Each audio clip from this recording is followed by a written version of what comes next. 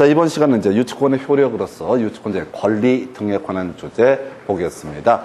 자, 유치권은 가장 중요한 게 돈 갚을 때까지 어떻다? 바로 인도를 거절할 수 있다. 자, 가십시다. 자, 갑이라고 하는 사람이 소유하고 있는 Y 건물에 대해서 이 건물이 완성을 해서 공사 대금을 지불했던 사람이 을이다라고 해서 채권자가 되겠죠. 그런데 갑이 돈을 갚지 않는다. 그러면 이제 을은 어떻다? 유치권을 행사를 한다라고 전제를 해보겠습니다. 유치권자의 권리 되게 많아요. 근데 다 필요 없고 제일 문제 엑기스 중에 엑기스가 되는 게 뭐냐라고 했을 때 바로 인도 거절권. 다시 갑시다. 우리가 소유권을 가지고 있다라고 하면 소유권이 긴 물권적 청구권이라는 개념이 있었죠. 소유권을 가지고 있는 사람은 어떤 사람이 정당한 관원 없이 내 소유물을 점유하고 있다라면 어떻다? 돌려달라고 주장할 수 있다. 이게 이제 소유권이 긴 물권적 청구권 중에서 반환 청구권이라는 개념이 되게 됩니다. 자, 건물이 지어졌어요. 그러면 누가 건물을 실제 공사를 했던가는 별개의 문제로 실질적인 건물이 완성되면 어떻다? 이 건물을 완성시킨 사람, 노고단 사람 아닙니다. 노고단 사람이 아니라 이걸 실질적으로 지배하는 사람, 갑이 바로 소유권을 가지고 있습니다. 자, 근데 갑은 을에게 공사대금을 지급하지 아니한 상태입니다. 그래서 을이 유치권을 주장을 하고 있다. 일단 이렇게 스토리를 전개를 해 가게 됩니다. 자, 그래서 유치권을 주장하고 있다라고 했을 때 우리가 갑이라고 하는 사람은 Y 건물의 소유자이기 때문에 상대방에 대해서 기본적으로 뭘 주장할 수 있다? 소유물의 반환 청구 소송을 제기할 수 있다. 그러면 이제 을이라는 사람이 정당한 권원이 없다라고 전제가 되면 을은 누구한테? 갑에게 이 목적물을 반환할 의무를 지게 된다. 이게 이제 기본 구조예요. 근데 정당한 권원, 유치권이 있다면 어떻다? 이 사람은 유치권으로서 항변할 수 있다. 이렇게 얘기합니다. 너 돈 갚아야지. 어떻게 했다? 목적물을 바로 인도에 주겠다. 그래서 유치권의 가장 본질적인 부분은 인도 거절권. 나머지 잡다한 권리들 나오는데 그거 다 잊어버려도 되고 큰 쟁점 안 돼요. 어차피 문제의 핵심 이슈가 되는 것은 인도 거절권이라고 하는 것이 핵심 이슈가 되게 됩니다. 자, 그래서 인도 거절권 일반적으로 인정이 돼요. 원칙적으로. 그런데 우리 판례 등을 통해서 인도 거절권이 인정되지 않는 경우가 두 가지가 있습니다. 우리 시험에서는요, 인도 거절권 배제되는 것을 중심 출제 포인트로 구성을 해요. 자, 먼저 인도 거절권, 관련해서 인정되는 케이스. 유치권은 채무자뿐만 아니라 유치물의 매수인에 대해서도 주장할 수 있다. 유치권은 물권입니다. 세상의 모든 사람에 대해서 주장할 수 있다. 그래서 이 을이라는 사람이 갑에 대해서 어떻다? 유치권을 주장할 수 있다. 돈 갚을 때까지는 어떻다? 목적물의 인도를 거절하겠다. 자, 그런데 이 사람이 유치권을 행사되고 있는 건물을 병한테 양도를 하게 됩니다. 병의 소유권을 취득했다 하십시다. 그러면 을이라는 사람은 병에 대해서도 유치권을 주장할 수 있을 것이냐? 유치권을 주장할 수 있다. 이렇게 해석을 하게 됩니다. 자, 우리가 소유권은 세상의 모든 사람에 대해서 주장할 수 있었고 점유권도 다 그렇고 물권이라는 게 세상의 모든 사람에 대해서 주장할 수 있다. 이렇게 이제 해석을 했었고요. 그래서 재판상 행사라고 해서 지금 이제 누구라고 하는 사람, 갑이 됐든 병이 됐든 소유물의 반환 청구 소송, 목적물의 반환 청구 소송을 제기를 하게 됩니다. 내 물건 돌려달라라고 했을 때 유치권자, 을은 유치권으로서 항변을 하게 됩니다. 돈 줘야 돌려줄 거야라고 이렇게 해서 그럼 이제 법원의 판사는 어떤 판결을 하게 될 것이냐라고 했을 때 소위 이행 상환 판결 또는 원고 일부 승소 판결이라는 것을 하게 됩니다. 다시 갑시다. 갑이요, 을을 상대로 소유물 반환 청구 소송, 목적물의 반환 청구 소송을 제기를 했다고요. 보니까 누구야? 이 물건은 갑 소유야. 그럼 당연히 갑은 뭘 주장할 수 있다? 소유물의 반환 청구 소송을 제기할 수 있다. 근데 을의 또 얘기를 들어보니까 내가 공사대금을 가지고 있는데 그리고 내가 지금 직접 점유를 하고 있는데 갑이 돈을 주지 않기 때문에 인도를 거절하고 있다. 유치권을 들어보니까 그도 일치해. 그러면 이제 법원의 판사는 어떻게 하는 거냐? 소유자는 유치권자한테 채무 변제하고 유치권자는 돈 받으면 어떻게 해라? 바로 지금 소유자에게 목적물을 반환해라라는 판결, 이걸 뭐라고 한다? 둘 다 맞아 라고 해서 원고 일부 승소 판결이라고 하는 것, 또는 이행 상환 판결.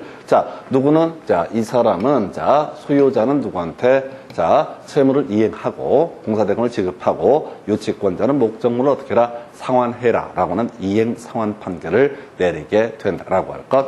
자, 한편 이 유치권이라고 하는 거 물권의 일종이죠. 자, 우리 앞에 공부했던 거 다시 가십시다. 물권이라고 하는 것은 점유권이라는 특수한 형태의 권리, 점유하고 있는 상태를 보호하는 권리가 있었고요. 이에 대응해서 자, 바로 본권 중에 대표값 소유권이라는 것이 있었죠. 그래서 자, 점유권이라고 하는 것을 가지고 있는 사람은 자신의 점유권 행사에 침해를 받게 되면 점유권에 기한 물권적 청구권이라고 해서 점유물의 반환 청구권, 방해폐해 제거 청구권, 방해 예방 청구권 등을 행사할 수 있다. 이런 식으로 가게 되는 거고, 소유권이라고 하는 것도 소유권을 가지고 있는 사람, 소유물의 반환 청구, 방해 제거 청구, 방해 예방 청구 등을 행사할 수 있다. 근데 소유권은 우리 앞에 공부할 때 기본적으로 등기를 통해서 성립하는 권리고, 유치권은 등기가 아니라 점유라는 것을 기준으로 성립하기 때문에 유치권자에게는 소위 유치권 자체에 기한 물권적 청구는 인정되지 않는다. 해서 우리가 소유권에 기한 물권적 청구권 공부할 때 이렇게 공부하셨어요.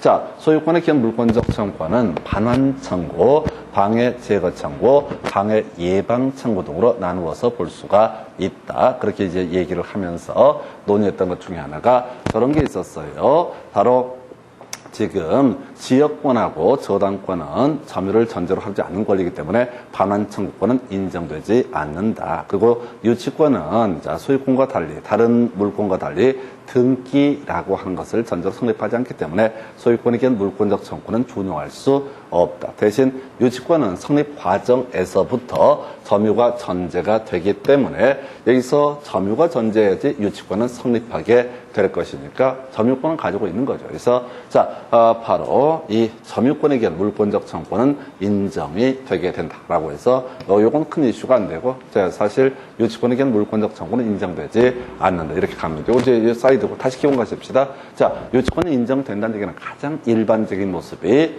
바로 인도 거절권이라는 것을 인정하게 된다. 그래서 소유자가 자, 채무를 변제하기 전까지 자, 채권자인 유치권자는 인도 거절권을 행사할 수 있다. 이게 이제 가장 기초적인 개념이에요. 근데 이거는 거의 시험이 안 나와. 왜? 너무나 유치하니까. 이거는 이제 21에 22, 한 10년 전에 한참 유행했던 그런 문제. 요즘에는 업그레이드 시켜가지고요. 바로 인도 거절권 부정되는 케이스 두 가지를 가지고 출제 이슈를 삼게 됩니다. 다시 갑시다. 유치권은요, 채권과 목적물 간의 결연성이 인정이 돼야 되고, 채권자가 타인의 물건을 점유하고 있으면서 변제기 도래, 배제 특혜가 없다, 뭐 이런 요건 등을 충족을 하게 되면 어떻다? 유치권은 성립하게 된다. 이런 식으로 설명을 드렸어요. 자, 그래서 예를 한번 들어볼까요? 이런 경우가 있을 수가 있습니다. 자, 갑소유의 X 건물이라고 하는 거, 이 X 건물을 공사를 하신 분은 을이라는 채권자, 이 사람이 나중에 유치권자가 되게 됩니다. 그래서 이렇게 하는 거지, 공사가 다 완성이 되게 되면 소유권 보존 등기를 해서 갑소임을 외부에 공시를 하게 될 것이고, 그 다음에 이제 소유권 보존 등기하고 1개월 이내에 공사대금을 지급하기로 한다라고 이렇게 약정을 했다 하십시다. 자, 그러면 이제 갑은 X 건물의 소유자가 되게 될 것이고, 을은 이제 유치권자가 되게 됩니다. 이게 이제 기본 구조가 되는데, 만약에 소유권 보존 등기를 한 게 2월 1일이고 공사대금 채권이 3월 1일 날 발생을 한다고 해보겠습니다. 그럼 유치권이 실제 성립하는 시기는 언제입니까? 3월 1일이 돼야지 어떻다? 유치권이 성립하게 된다. 다시 채권과 목적물 간의 결연성이라고 하는 거 인정돼야 되고요. 두 번째, 채권자가 타인의 물건을 적법하게 점유하고 있어야 되고, 세 번째 이슈가 뭐가 된다고요? 바로 변제기 도래. 그래서 3월 1일 날 유치권이 성립한다라고 한번 전제를 해보겠습니다. 이 사람 나머지 요건을 다 충족한 거야. 그런데 이 중간에 X 건물에 대해서 2월 10일 날 경매 개시 결정에 등기가 되게 됩니다. 이게 뭐냐면은 갑이 누구한테 돈을 갚지 못해가지고 가압류를 해가지고 소송을 통해서 이긴 거야. 그래서 어떤 사람이 돈 받아내려고 경매 신청을 하고 법원에서 뭘 한다고요? 경매 개시 결정에 등기를 실행을 하게 됩니다. 그럼 이제 문제가 복잡해지는 거야. 자, 지금 경매 개시 결정에 등기가 있다는 얘기는 이때부터는요, 소위 압류 효력이 발생한다라고 이렇게 얘기를 합니다. 그래서 경매 물건에 대해서 이런저런 법원에서 확정해서 이 물건은 이런 것이다라고 안내하는 시점이 언제라고요? 2월 10일을 기준으로 안내를 하게 됩니다. 그럼 이제 2월 10일 날 지금 이 상태에서 어떻다? 유치권은 성립하지 아니한 상태입니다. 아까 미리 자 3월 1일 날 돼야지 유치권 성립한다고 전제를 깔았어요.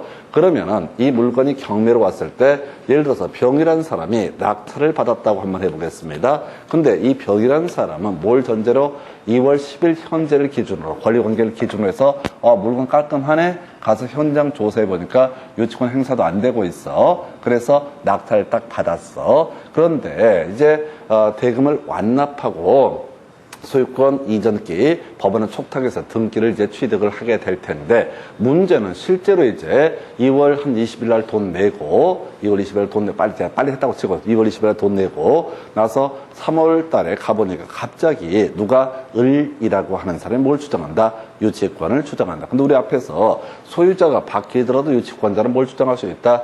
바뀐 소유자에 대해서 유치권을 주장할 수 있다. 그럼 이제 누구 입장에서 경매 물건을 낙찰받은 병이라는 사람 입장에서는 머리가 복잡스러워집니다. 왜? 이 사람은 분명히 2월 10일 현재 깔끔한 물건이라는 걸 알고서 입찰에 참여를 했는데 갑자기 3월 달에 가서 실제 건물을 인수를 하려고 가보니까 짠 하고 누가 을이라는 사람이 유치권을 주장을 해버린다. 그러면 자 만약 이런 사고가 터졌다 하십시다. 유치권자에게 인도 거절권을 인정을 한다고 한번 해보자고요. 그러면 사람들은 경매 물건에 참여를 할 것이다, 안 할 것이다? 경매에 절대 참여하지 않습니다. 왜? 내가 낙찰을 받았는데 갑자기 나중에 짠 하고 유치권자가 등장을 할지 안 할지 알 수가 없는 거야. 불안해서 참여를 할 수가 없어요. 그러면 이제 경매 제도가 형해화가 돼버립니다. 그러면 이제 우리나라 법 체계가 무너져 버리는 거야. 저당권이니 뭐니 수많은 민법 체계가 와르르 무너져 버린다고. 그래서 우리 판례에서는 자 유치권 압류 효력이 발생한 후에 성립한 유치권이라고 하는 거 이것에 대해서는 매수인에 대해서 대항할 수 없다. 이 사안을 정리하면 이런 식이야. 자 유치권이 경매 개시 결정 등기가 이루어져서 압류 효력이 발생합니다. 그 후에 유치권 성립할 수 있어요, 없어요? 있다고 주의하실 게 채권과 목적물 간의 결련성이 인정이 되고 그 다음에 변제기 도래하고 그 외 지금 채권자가 점유를 하고 있다 이런 요건 등을 충족을 하게 되면 다 유치권은 성립한다고. 성립을 하긴 하는데 유치권의 가장 본질적인 내용인 인도 거절권이라는 것은 바로 인정되지 않는다. 그럼 우리가 기억하실 게 뭐라고요? 압류 효력이 발생한 후에 성립한 유치권. 좀 길긴 한데 경매 개시 결정이 등기가 있고 나서 성립한 유치권이라는 것은 이게 가장 유치권의 본질적인 권리인 인도 거절권을 인정하지 않는다. 이건 이제 유치권자 이익을 위할 것이냐 아니면 경매제도를 지킬 것이냐라고 하는 부분에서 법원에서는 뭐를 경매제도를 지키는 것으로 법 해석을 하게 됩니다. 그래서 하나 외우실 게 바로 이 얘기. 지금 이제 압류 효력이 발생한 후에 성립한 유치권은 유치권 성립 자체는 하더라도 가장 본질적인 내용인 인도 거절권은 행사할 수 없다라고 이렇게 얘기를 합니다. 그 다음에 이제 또 하나 유익비 상환 청구의 유예라고 하는 거. 가볼까요? 이런 예를 들 수가 있겠죠. 갑소유의 X주택에 대해서 임차인을이라는 임차인이자 이 사람이 이제 X주택의 임차인으로서 X주택의 임차인으로서 이 주택을 사용을 하다가 중간에 지붕에 물이 새가지고 한 1,000만 원을 투입을 해서 어떻게 했다? 지붕을 다 수리를 했다. 그러면 이제 임대차가 종료가 된 시점에서 을이라는 임차인은 갑에 대해서 유익비 상환 청구권 행사할 수 있습니다. 유익비 상환 청구권이 바로 이름하여 비용 상환 청구권의 한 내용이 되는 거야. 그래서 갑이 을이 얘기하기를 야야야 너 지금 만약에 어떻게 하지 않게 되면은 이 유익비 공사비 1,000만 원 안 주면은 임차 목적물인 주택을 너한테 돌려주지 않겠다라고 이렇게 주장을 하게 됩니다. 그럼 이제 유치권 성립하냐 안 하냐를 먼저 따져봐야 돼. 자, 유치권의 성립이라는 것은 채권과 목적 물건의 결련성이 인정돼야 된다. 그래서 임차 목적물과 유익비 상환 청구는 결련성이 인정되죠. 왜? 비용 상환 청구의 한 내용이 뭐가 되니까 유익비 상환 청구이 되기 때문에. 두 번째, 채권자가 그 물건을 적법하게 점유하고 있다. 변제기 도래 배제 특약이 없으면 어떻다? 유치권은 성립하게 된다. 그럼 이제 임차인은 유치권 성립했을 때 당연히 뭘 주장할 수 있다? 인도 거절권을 행사할 수 있다. 이렇게 이제 전제를 하는 거야. 자, 근데 문제가 하나 터져요. 누가? 임대인, 이 X주택의 소유자가 법원에다 판사한테 특별한 부탁을 합니다. 내가 쟤한테 1,000만 원 줘야 되는데 이 방 하나가 지금 이제 이 주택 하나를 임대하면 월 뭐에서 200이 들어오게 된다. 그러니까 5개월만 월세를 받게 되면 저 돈을 갚을 수가 있는데 저놈의 자식이 나가지도 않고 돈 달라고 얘기하고 지금 나는 당장 돈이 없고 나는 월세를 받을 방법도 없고 등등등. 물론 이제 다른 문제 부당이득 반환 청구의 문제가 나오긴 하는데 일단은 법원 판사 사정을 설명하는 거야. 내 5개월 내 안에 1,000만 원을 다 갚겠다라고 해서 법원에 대해서 뭘 얘기한다고요? 바로 유익비 상환 청구에 유예 기간을 청구를 하게 됩니다. 그래서 법원의 판사가 들어보니까 그래 차라리 그냥 자 목적물 반환하고 나서 그리고 나서 뭐라고 얘기한다고요? 목적물 반환을 한 상태에서 월세 받아가지고 주는 게 서로 합리적이다 라고 판단하면 법원에서는 유익비 상환 청구 기간에 유예를 결정을 할 수가 있고 자 그러면 유익비 상환 청구 상환 기간에 유예를 결정해 주게 되면 이때는 더 이상 어떻다? 유치할 수 없다. 이 얘기는 그거야. 법원의 판사가 가라사대 내가 보증할 테니까 5개월 동안만 어떻다? 원래 소유자에게 돌려줘라 라고 하는. 그래서 이제 외우셔야 돼. 지금 유치권이 성립했음에도 불구하고 가장 본질적인 권리인 인도 거절권을 행사할 수 없는 경우가 있다. 그게 뭐라고요? 두 가지 경우의 수가 있다. 압류의 효력이 발생한 후에 성립한 유치권. 답을 외우는 거야. 그 다음에 유예기간을 정해준 경우. 유익비 상환 청구에 대해서 유예기간을 정해준 경우. 이때는 어떻다? 인도 거절권 행사할 수 없다라고 하는 거. 두 개를 외우셔야 돼. 나중에 미리 외우고 들어가셔야 돼. 다시 자 경우 수를 몇 개로 이제 가봐야 되죠. 자 다시 자 유치권이 성립하게 됩니다. 그럼 유치권자는 기본적으로 자 채무의 변제가 있을 때까지 어떻다? 인도 거절권 행사할 수 있다. 자 일반적인 유치권 행사에 있어서 채무자, 건물 소유자나 주택의 소유자가 이 공사대금 채권 또는 비용 상환 청구권에 대응해서 공사대금 또는 비용 유익비 필요비를 지불을 하게 될 때까지는 어떻다? 버틸 수가 있다. 이게 원칙이라고 그랬어요. 그런데 출제 포인트 두 가지. 압류의 효력이 발생한 후에 성립한 유치권과 유익비 상환 청구에 대해서 유예 기간을 정해준 경우와 그다음에 압류의 효력이 발생한 후에 성립한 유치권자. 이 사람은 가장 본질적인 내용인 인도 거절권 행사할 수 없다. 이 시험 문제는 이걸로 도배를 해보여요. 그냥 이 두 개를 가지고 자 최근 문제에서는 얘가 훨씬 더 많이 나왔는데 이게 26회 때인가 마지막으로 유익비 상환 청구의 유예란 부분이 나오게 됩니다. 옛날 문제는 인도 거절권 행사할 수 있다. 이런 식의 이제 문제 구성을 하게 되는데 자 일단은 이게 인도 거절권이 가장 중요한 출제 이슈가 되게 된다. 이렇게 봐야겠고요. 자, 그게 잡다한 권리들을 볼까요? 자, 유치권자의 권리라고 해서 유치권자의 사용권이라는 개념, 채무자의 승낙이 있을 때 어떻다? 사용할 수 있다. 보존을 위한 경우 어떻다? 사용할 수 있다. 해서 이 두 가지 외 사용에 대해서는 아까 설명드렸던 것 중에 그런 거 있었죠? 채무자가 유치권의 소멸을 청구할 수 있다. 별로 중요치 않아. 이거 몇 번 듣다 보면 대충 감 잡는 거야. 또 하나 이슈가 되는 거. 자, 비용 상환 청구권. 이거 별로 중요한 거 아닙니다. 자, 갑소유 X주택에 대해서 을이라고 하는 사람이 유치권자가 되게 됩니다. 그러면 이제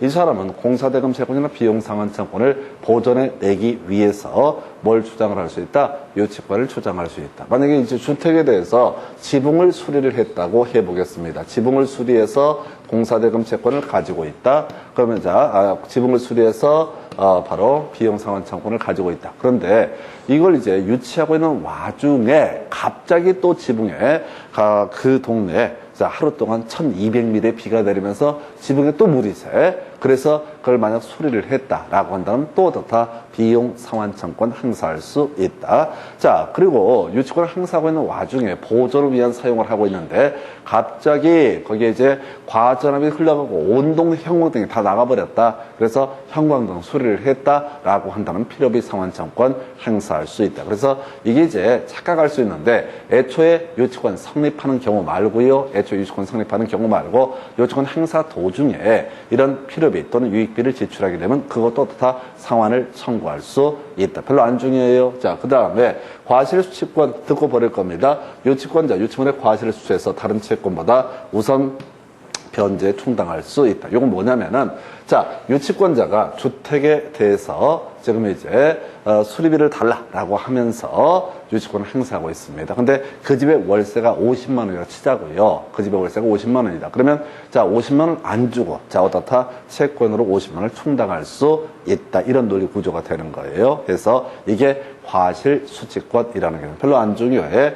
간이 변제 충당권이라고 해서 혹시 이 물건의 가치가 현저히 떨어져가지고 만약에 뭐라고 자 정당한 이유가 있다. 그래서 원래 주택 가격이 뭐 2억이었어. 그런 토지 건물 묶어서 2억이었었는데 어떻게 하다 보면 지진 나가지고 이게 한 1억 정도의 가치밖에 없고 마침 자기가 받을 돈이 1억이다. 그럼 이걸로 퉁치자라고 하는 게 간이 변제 충당권. 다 잊어버리실 거야. 어차피 기억도 못할 거고 의미도 없어요. 그 다음에 이제 경매권. 유치권자도 경매를 청구할 수 있습니다. 우리가 저당권의 가장 본질적인 내용은 채무자가 채무를 변제하지 않았을 때 뭘 주장할 수 있다? 경매 청구할 수 있다. 근데 유치권의 경매권은 아무런 의미가 없어요. 자, 저당권은 후순위 권리자보다 우선 변제를 받을 수 있다. 한번 예를 들어볼까요? 갑소유의 X 부동산에 대해서 을이라는 사람이 저당권을 가지고 있다. 자, 채권액 1억이라고 한번 해보겠습니다. 병이라는 사람이 만약 저당권을 또 가지고 있다. 자, 채권액 5천만 원. 이 물건이 경매가 넘어갔는데 9천밖에 배당액이 안 떨어져. 그럼 누가 을이 다 먹는 거? 이게 저당권이라고 하는 것은 뭐라고요?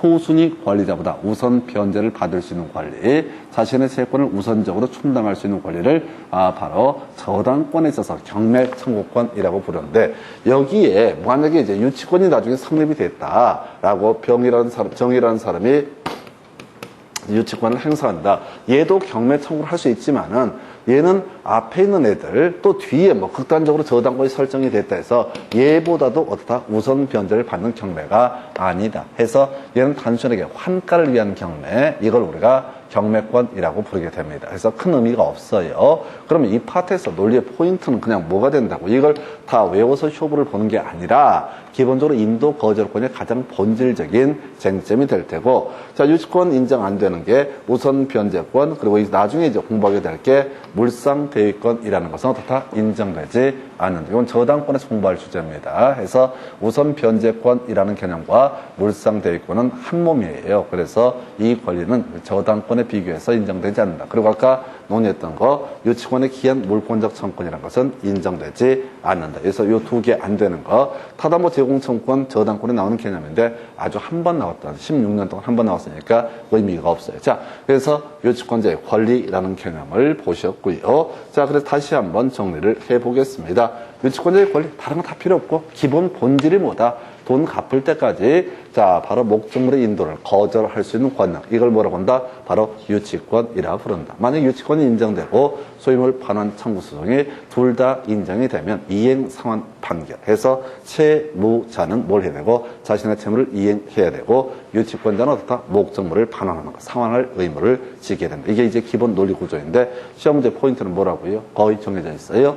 바로 유치권이 성립했음에도 불구하고 인도 거절권을 행사할 수 없는 경우가 있다. 그게 뭐라고요? 바로 압류 효력이 발생한 후에 성립한 유치권 얘기하고요. 그리고 또 하나가 지금 유익비 상환 청구에 대한 유예기간을 정해준 경우 이 두 가지는 어떻다? 인도 거절권 행사할 수 없다. 그 외 유치권자의 권리 수많은 것도 있는데 아닌 것 두 가지 우선 변제권이나 그에 연계되는 물상 대위권 등은 인정되지 않는다. 이 정도 내용 가지고 자 여러분 교재 가지고 한번 이제 지문들을 확인해 보겠습니다. 여러분 교재 167페이지의 핵심 지문부터 보겠습니다. 유치권자는 매수인에 대해서도 피담보 채권의 변제를 청구할 수 있다라고 되어 있죠. 그래서 틀리게 구성이 됐습니다. 이게 되게 지저분한 질문이고 다시 갑시다. 유치권은 자 핵심이 뭐라고요? 돈 달라고 할 수 있는 권리 아니에요. 돈 달라고 할 수 있는 권리 아닙니다. 착각을 하면 안 돼요. 자, 우리가 이런 식이죠. 지금 이제 갑소유의 X 건물에 대해서 을이라는 사람의 공사대금 채권을 기준으로 해서 어떻다? 유치권을 행사하고 있다. 그럼 이제 돈 받을 권리하고요. 돈 받을 권리하고 유치권은 별개의 문제입니다. 물론 피담보채권 돈 받을 권리가 있어야지 유치권은 성립할 수 있는 것인데 유치권자는 자 갑한테는 둘이서의 문제에서는 어떻다? 당연히 채무 변제를 촉구를 할 수 있죠. 하기 전까지 어떻다? 목적물 인도를 거절할 수 있다. 그런데 앞에서 공부할 때 이런 거 있었죠. 갑이 병한테 이 부동산을 팔았다. 뭐 경매가 됐든 뭐가 됐든 간에 소유자가 바뀌었다. 그러면 이 유치권자는 뭘 주장할 수 있다? 병에 대해서 인도 거절권은 행사할 수 있다. 그러나 돈 달라고 할 권리는 있다 없다? 없다라고 하는 거. 그러니까 병이 정 물건의 소유물을 반환받고 싶으면 돈을 줘야 되는 거야. 이게 말장난 같은데 왜 이렇게 피담보 채권에 변제를 청구할 수 없냐면 만약에 이 사람한테 피담보 채권에 변제를 청구할 수 있는 권리가 있다 하십시다. 그럼 병이 돈을 갚아야 될 의무가 발생하게 되는 거죠. 다시 을이 변제를 청구할 권리가 있다라고 한다는 얘기는 반대로 얘기하면 병은 어떻다? 돈을 갚을 의무가 있게 되는 거죠. 돈을 제대로 갚지 않게 되면 손해배상의 문제가 발생을 하는 거예요. 그래서 손해배상까지는 인정할 여지가 없기 때문에 단순하게 유치권자는 어떻게 한다고요? 경매에서 낙찰 받은 분이 와서 저기요 제 물건인데요 돌려주세요 라고 얘기하면 뭐라고 얘기하되 저는 유치권 행사 중입니다 라고만 얘기를 하는 거야. 그러면 이제 소유자가 궁금해서 물어보겠지. 얼만데 그래 얼만데. 그럼 귀에 대고 살짝 얘기를 해주는 거야. 받을 돈은 2억입니다. 이렇게 얘기하는 것이지. 너 2억 안 갚으면 안 줘. 이렇게 싸가지 없게 얘기하면 안 된다. 그래서 유치권의 본질은 뭐라고요? 인도 거절권. 약간 말장난 같으니까 몰라도 됩니다. 아주 어려웠던 지문. 자, 두 번째 핵심 지문 가볼까요? 167페이지 가서 보게 되니까. 자, 1번 지문 답이 됐네요. 임대차 종료 후 법원이 임차인의 유익비 상환 청구권의 유예기간을 인정한 경우 끄트머리 유치할 수 없다. 맞죠? 두 가지 이슈가 된다고 그랬어요. 자, 유치할 수 없는 게 유치권이 성립했음에도 불구하고 유치할 수 없는 거. 압류 효력이 발생한 후 성립한 유치권이라고 하는 거. 이때 요거 하나고요. 또 하나 이슈가 되게 되는 게 유예 기간을 정해 줬을 때는 어떻다? 자, 인도 거절권 행사 못 한다. 이걸 유치할 수 없다라고 얘기를 합니다. 해서 요 문제 답이 됐어요. 자, 그 보니까 몇 회 때 답을 뽑았냐면 26회 때 아까 설명드린 것처럼 답을 뽑았던 주제가 되겠습니다. 좀 이따 문제를 보겠고요. 여러분 교재 이제 168페이지 가서 사용권 관련한 지문 보시고 문제 쭉 지문 보고 나서 관련 기출문제 분석을 해드릴게요.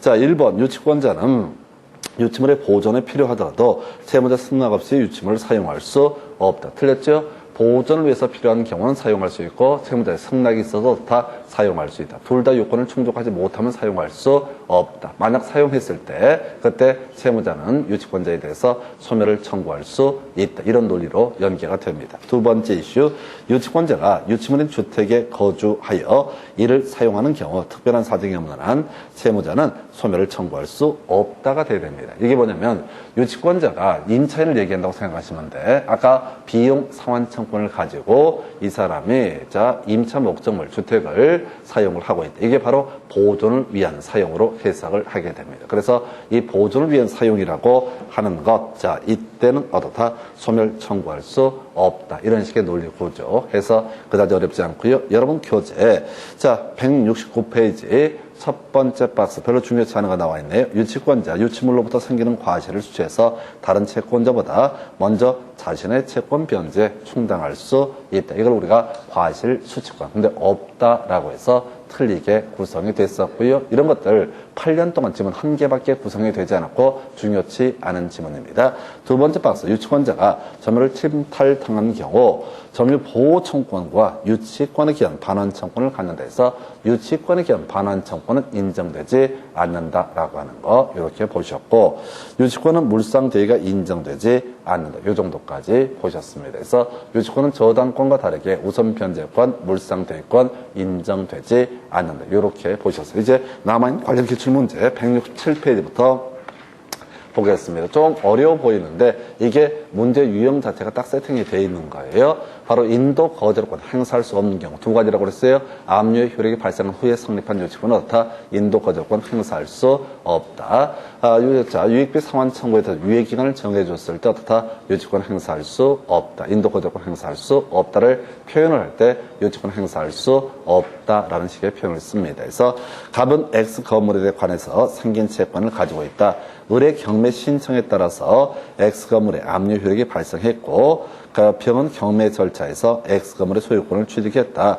그중 다음 중 갑이 병에게 유치권을 행사할 수 있는 경우를 모두 고르시오. 그래서 지금 이제 경매가 이루어졌다라고 하는 부분에서 다음 페이지 가서 경우수를 따져볼까요? 기억번 X 건물에 위 압류 효력이 발생한 후에라고 되어 있죠. 뒤에 볼 것도 없어. 압류 효력이 발생한 후에 성립한 유치권은 어떻다? 인도 거절권 행사할 수 없다. 니은보다 마찬가지인가요?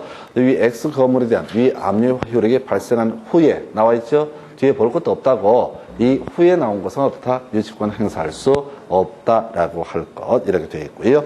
디귿번 X 건물에 대한 압류 효력이 발생하기 전에 뒤에 볼 것도 없어. 자, 그 다음에 리을번 X 건물에 대한 압류 효력이 발생하기 전에 라고 되어 있죠. 그러니까 이제 어떤 얘기를 하고 있는 거냐면은 자, 을이라는 사람이 소유하고 있는 X 건물에 대해서 자, 이 사람 을이라는 사람 갑이라고 하는 사람이 어떻다? 유치권을 주장을 하고 있다. 자, 가볼까요? 그런데 중간에 뭐가 있다고요? 경매 개시 결정에 등기가 있게 될 것이고 경매 개시 결정에 등기가 있어서 압류 효력이 발생한다. 그리고 나중에 이에 따라서 병이 어떻다? 이것의 소유권을 취득을 하게 된다. 이렇게 돼 있다고 그림은. 그러면 이 유치권자라고 하는 사람이 바로 인도 거절권 행사할 수 없는 경우 뭐라고요? 압류 효력이 발생한 후에 성립한 유치권을 가지고는 어떻다? 병에 대해서 인도 거절권 행사할 수 없다. 그러니까 기역, 이은 두 가지는 어떻다? 인도 거절권 행사할 수 없고 디귿, 리을 두 가지는 어떻다? 인도 거절권을 행사할 수 있다. 그러니까 뒤에 볼 것도 없어. 압류 효력이 발생한 후냐 전이냐라고 하는 것을 갖고 출제 이슈를 삼고 있는 겁니다. 이걸 읽어서 푼 게 아니에요. 이거는 다 여러분들이 만약 1분 안에 이걸 읽는다라고 하면 전혀 답이 나오지 않아요. 자, 29회 때 나왔고 30회 때는 쉬었네요. 자, 그래서 지금 이 문제 두 가지. 다시 인도 거절권 부인하는 거. 압류 효력이 발생한 후에 성립한 유치권. 그 다음에 유예기간, 상환 청구에 대해서 유예기간이 정해지게 되면 어떻다? 인도 거절권 행사할 수 없다라고 하는. 요걸로 이제 두 개를 묶어서 한 문제짜리로 구성을 하게 됩니다. 그리고 여러분 교재 169페이지 유치권자의 권리가 아닌 것은 이렇게 되어 있습니다. 그래서 보니까 자, 경매권, 과실수취권, 비용상환 청구권, 간이 변제 충당권, 타담보 제공 청구권에서 답은 일단 5번인데 별 의미는 없어요. 이건 저당권이랑 비교하는 그런 문제이고 이거 24회 때 출제가 됐었어요. 24회 때. 24회 때 출제하고 그 유사한 문제도 출제가 안 된다고 24회 때 이 문제가 나오고 그 비슷한 문제가 지금 7년 동안 한 번도 출제가 안 됐다고요. 그러니까 이건 쫓아가실 주제가 아니에요. 그래서 이렇게 보셨습니다. 이 정도에서 유치권자의 권리라고 하는 것까지 보셨습니다. 해서 그 정도 보시고요. 잠시 끊었다가 이제 저당권부터 이어서 설명을 드리겠습니다.